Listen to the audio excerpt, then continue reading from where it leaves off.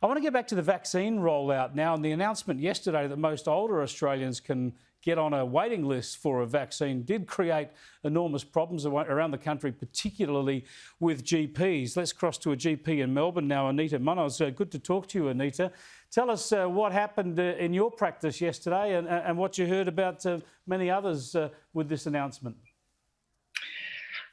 Good evening. My practice yesterday was in the fortunate position that we weren't on the list for tranche 1 for starting to vaccinate on Monday. My practice will start with the vaccine on the 12th of April, but nevertheless, the practice was inundated with telephone calls trying to book the vaccine.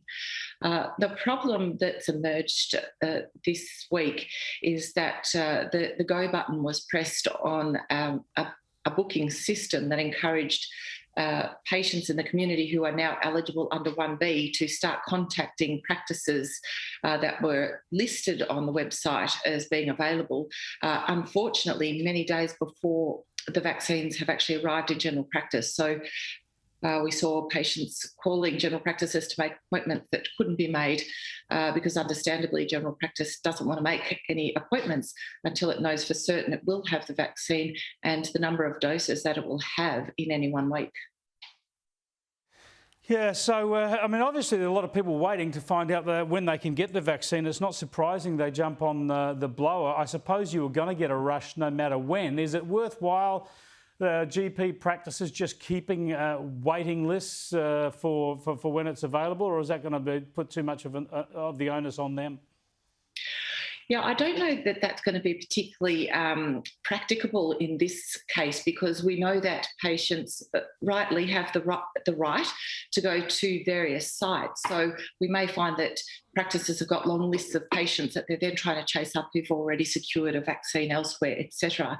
And really that kind of management on behalf of the government would be outside the scope of what is doable in general practice.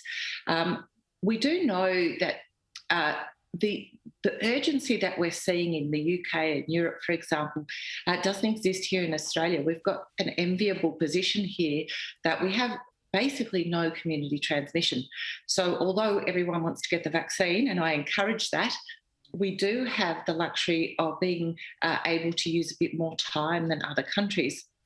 So knowing that we've got 6 million people to vaccinate in phase 1B, we were never going to be able to do all of those people in the first couple of weeks.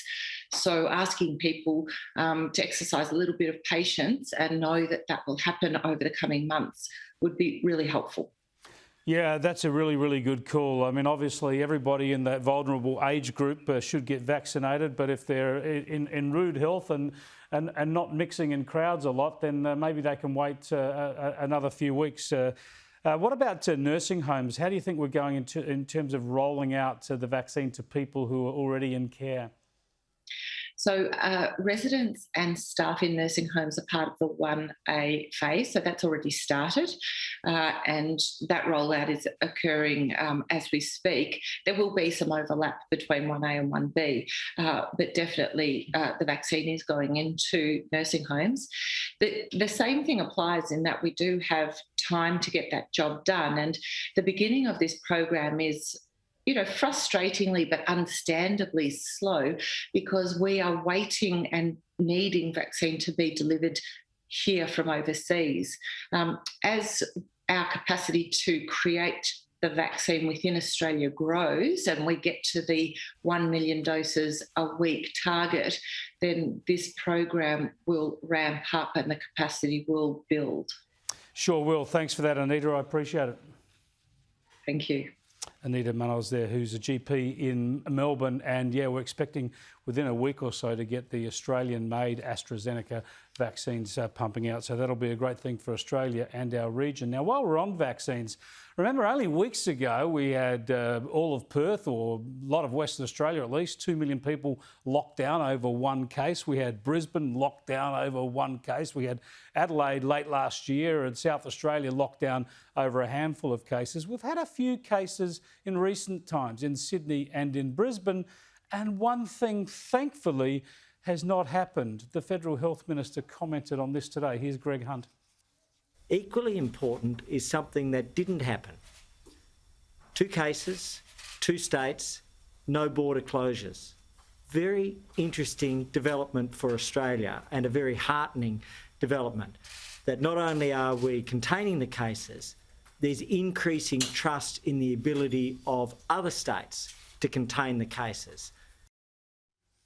Hallelujah, brother. Are the states coming to their senses? Can they actually deal with tiny outbreaks without shutting borders and locking down cities? Let's hope so, because even with the vaccine rollout, you've heard the experts here, and we'll catch up with Professor Peter Collignon again later in the program. The experts tell us we will still see infections. We will still see this disease around. We've got to learn to keep those borders open and not be locked down crazy.